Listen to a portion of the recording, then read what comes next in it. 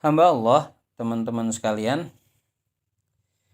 ketika manusia itu berhubungan dengan bangsa jin, hubungan antara keduanya itu kita mengenal salah satu istilah yang kita kenal dengan kerasukan.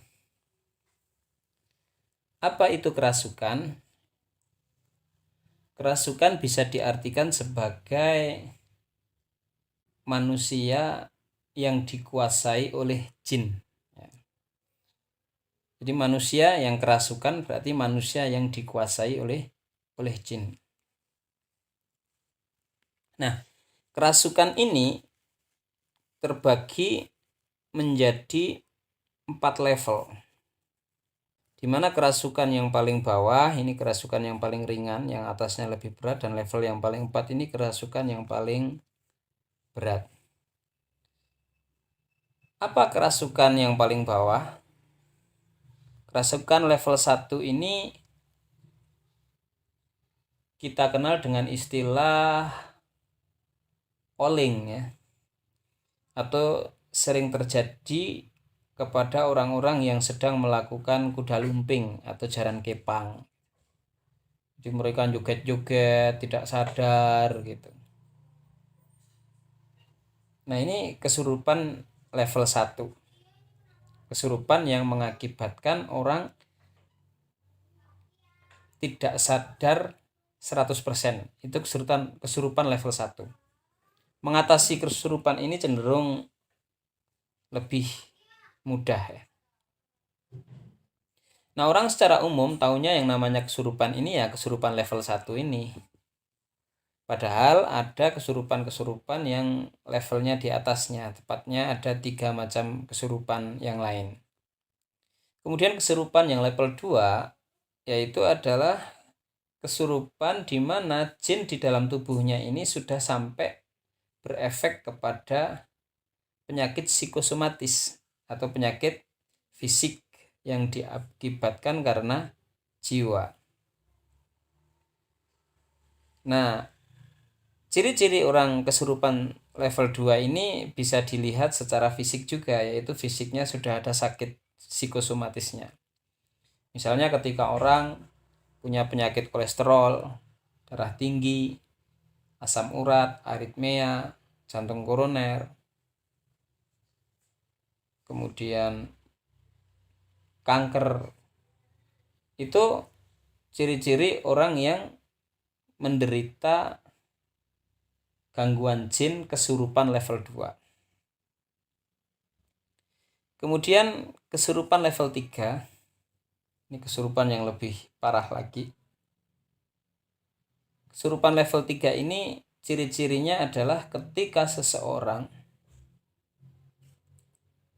memiliki perasaan negatif terhadap orang lain sehingga mendorong orang lain itu untuk berbuat yang tidak baik kepadanya. Contoh, orang itu memiliki rasa benci, rasa iri, rasa marah terhadap tetangganya misalnya. Kemudian sampai dia itu memiliki niat untuk mencelakai tetangganya. Nah, ini orang yang seperti ini bisa dikatakan sebagai orang yang menderita penyakit kesurupan level 3. Nah, ini sudah terjadi di zaman nenek moyang kita, yaitu Nabi Adam, di mana anaknya itu Qabil membunuh Habil. Nah, ini akibat kesurupan level 3. Kemudian yang terakhir, kesurupan yang paling tinggi ini adalah kesurupan yang menderita para ulama. Orang-orang yang pintar-pintar, orang-orang yang alim-alim. Apa itu kesurupan level 4? Yaitu kesurupan yang mengakibatkan orangnya memiliki penyakit hati yang namanya riya.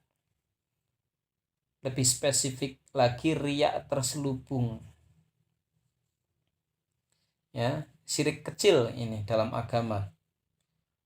Contohnya bagaimana?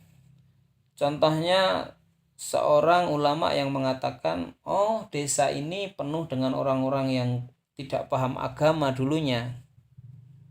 Nah, sekarang alhamdulillah di desa ini sudah banyak orang yang paham agama.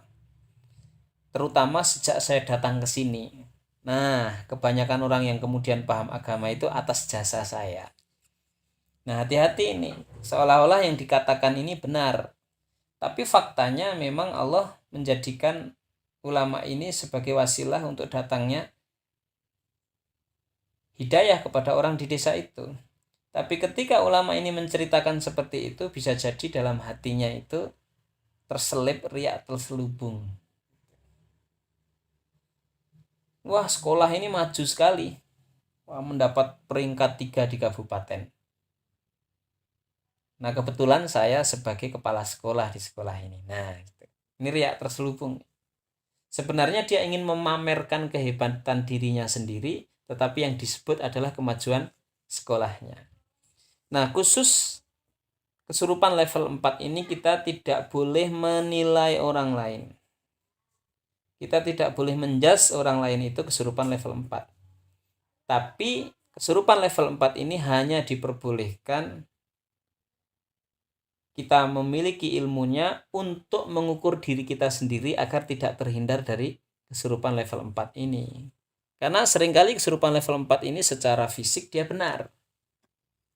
Yang membedakan dia kesurupan atau tidak hanya niat yang ada di dalam hati dia.